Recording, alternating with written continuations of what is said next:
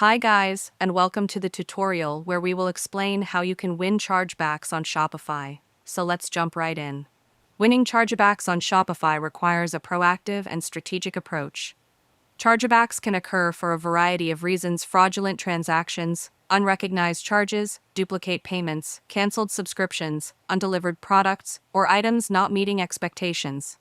To successfully dispute a chargeback, merchants must present strong, relevant evidence such as billing information, order fulfillment dates, IP addresses, shipping and tracking records, customer communications, and product or service access logs. It's crucial to maintain transparent return and cancellation policies and to ensure that product descriptions are accurate and expectations are clearly set. Reaching out to customers directly can sometimes resolve disputes before they escalate. However, with the rise of friendly fraud and time-consuming manual processes, many merchants are now turning to AI-powered solutions like Chargeflow.